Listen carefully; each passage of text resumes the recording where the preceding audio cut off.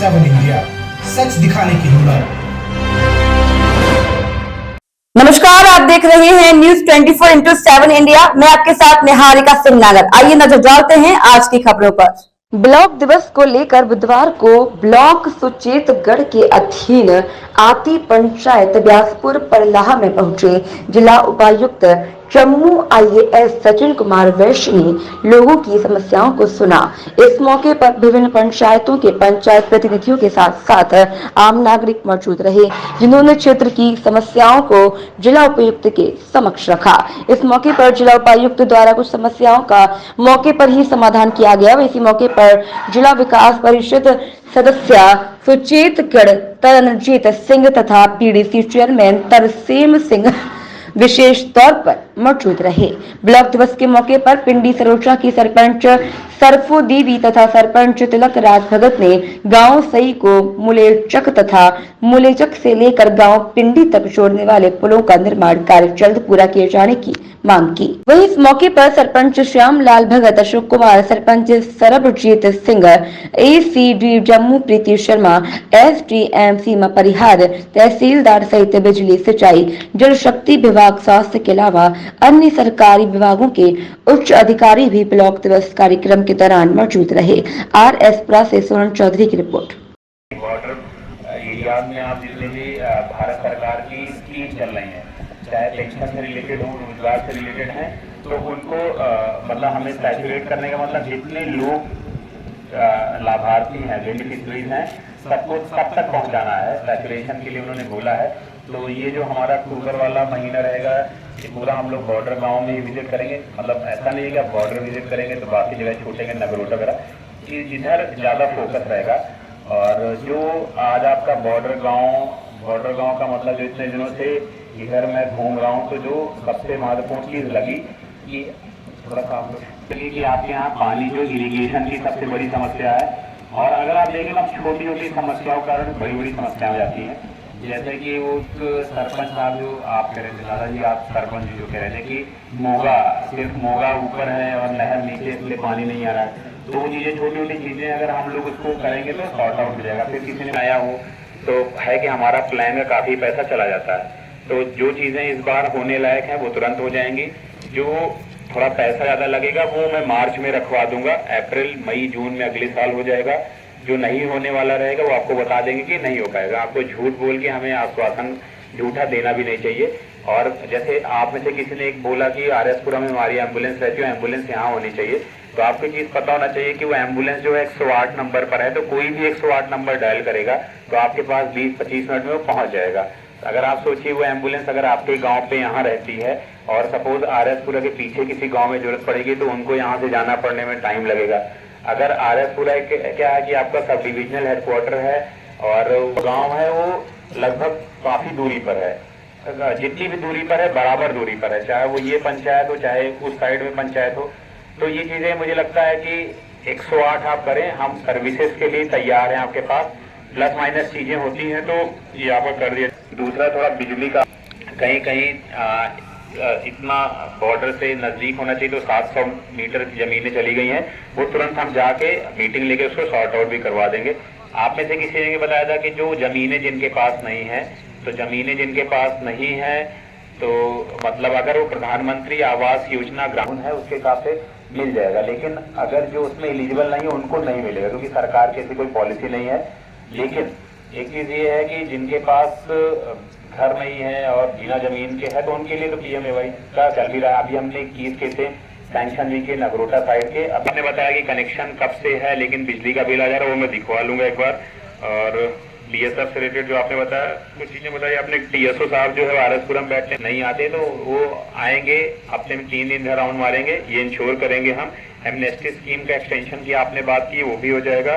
और जैसे आपने दबलेर में बताया था कि मोगा वाला इशू, तो 10% अभी छूटा चाहिए।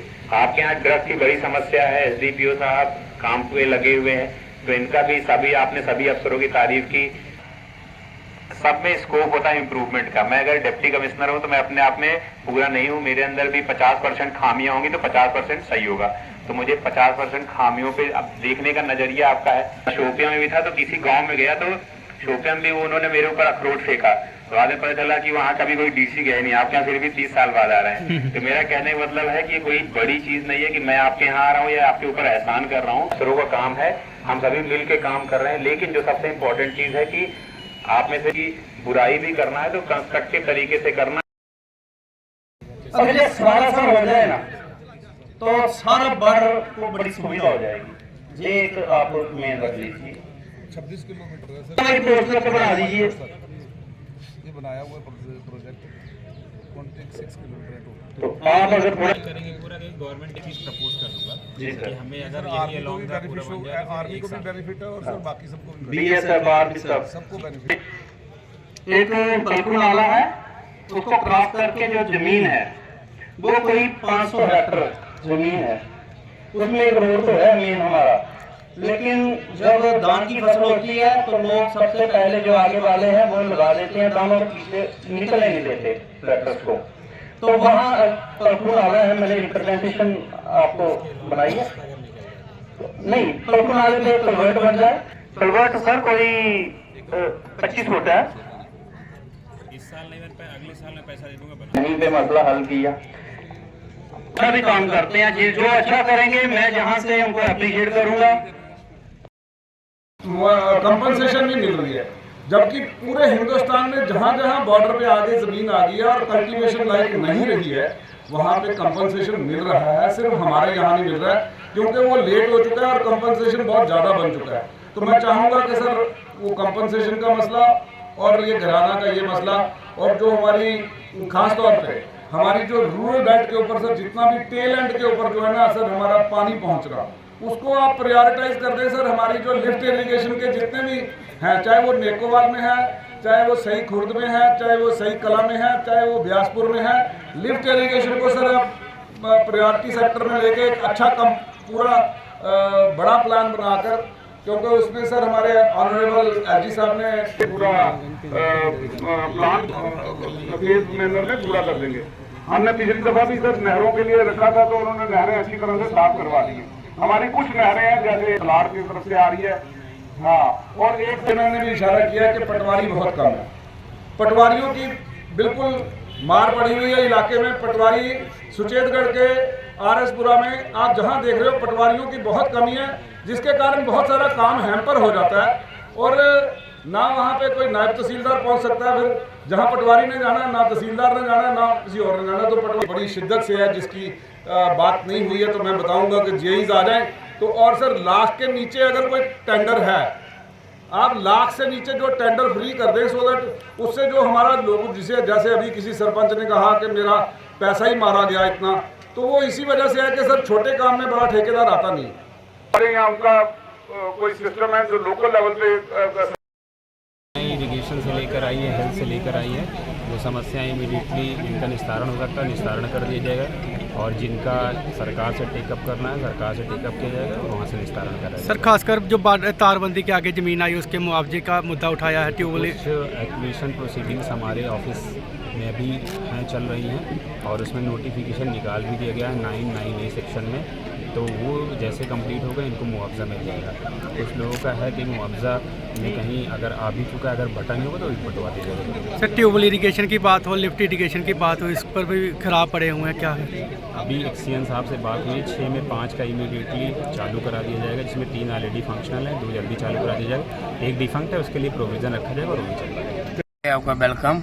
मैं आपके माध्यम से डीसी जम्मू का बहुत बहुत शुक्रिया करता हूं, जिन्होंने रिमोट एरिया में हमारे प्रलाब में ये कैंप अपना ब्लाक दिवस का ऑर्गेनाइज किया और लोगों की समस्याएं सुनी। जो बॉर्डर बेल्ट के लोग हैं उनकी, जैसे मैंने अपने एरिया की, अपनी पंचायत की PW के मसले हैं, इरिगेशन के मसले हैं और सोशल वेलफेयर अफेयर के मसले हैं। जैसे एक एग्जाम्पल के तौर पे जो बुढ़ापा पेंशन है वो हमारी जब वेरिफिकेशन हो रही है, जिन लोगों के NPS राशन कार्ड है उनकी पेंशन रिजेक्ट हो रही है। भाई क्यों? ये डीसी साहब से कहा इसको जो क्राइटेरिया अमेंडमेंट करो। बुढ़ापा पेंशन तो जो बुजुर्ग है उसकी है, उसमें क्राइटेरिया कहाँ फॉल करता है कि उसकी इनकम बार कहाँ से आ गई। तो वो एक अमेंडमेंट करके हमारी हाल जितने भी बुजुर्ग हैं हमारे एरिया के या पूरी डिस्ट्रिक्ट के, उनकी पेंशन दोबारा रीस्टेट होनी चाहिए। दूसरा मेरा एक नाला है, वहाँ पे ड्रेनेज सिस्टम है हमारा मेरे गांव कूल कलां में, जो जितनी हमने डेवलपमेंट की है। अब मानसून का सीजन है और रेनी सीजन में जितना भी पानी वेस्टेज है उस पर ओवरफ्लो होता है, और हमारी जितनी भी डेवलपमेंट है टोटली वेन है, वो भी हमने पॉइंट नोट किया। और दूसरा हमारा जो बेल्ट जो हमारी बॉर्डर की बेल्ट है, इसमें चाहे शेरगढ़ का एरिया हो, चाहे आरएसपुरा का एरिया हो, चाहे अरनिया सेक्टर हो, चाहे बिस्ना सेक्टर हो, उसमें क्या है अब चिट्टा जो है प्रधान हो गया, इतना चिट्टा जिससे मर्डर भी हो रहे हैं और लोगों के बच्चे जो नौजवान पीढ़ी हमारी चिट्टे की तरफ लगी है। मैंने कि डीसी साहब को ये रिक्वेस्ट किया अपने इलाके की तरफ से कि हमें sports department, youth and sports department की तरफ से ओपन जिम लगाए जाएं। हर पंचायत में जितनी की वार्ड की पंचायतें हैं उनमें ओपन जिम लगाए जाएं, जो हमारे बच्चों का, हमारे यूथ का रुझान उसकी तरफ हो, एक्सरसाइज करें और खेलों में जाएं, खेलों में रुझान हो, जिससे कि हमारी ये निजात पा सकें हम जो चिट्टे की समस्या है। और बाकी जितने भी डिपार्टमेंट है, फ्लोरिकल्चर, हार्टिकल्चर, मेडिकल डिपार्टमेंट, चाहे कि पीडीडी डिपार्टमेंट या आरईडब्ल्यू हमारा पेरेंट डिपार्टमेंट है, उसके जो मसले थे रखे हैं और आश्वासन दिया डीसी साहब ने, मैं इनकी प्रेज करूंगा। इनका विजन बहुत अच्छा है, क्योंकि अभी न्यूली ये अपॉइंटेड हुए हैं हमारे डिस्ट्रिक्ट में और नौजवान हैं। इनका विजन बहुत बड़ा है, जगह जगह जाके प्रैक्टिकल समस्या ले रहे हैं, उसका एड्रेसल कर रहे हैं। और मैं आशा करता हूं जो समस्याएं इस बांग्लादेश में लोगों ने रखी हैं, या हमारे सरपंच ने या आम जनता ने रखी हैं, उनका समाधान होगा। और यही आशा के साथ मैं अपनी वाणी को विराम देता हूं। जय हिंद, जय भारत।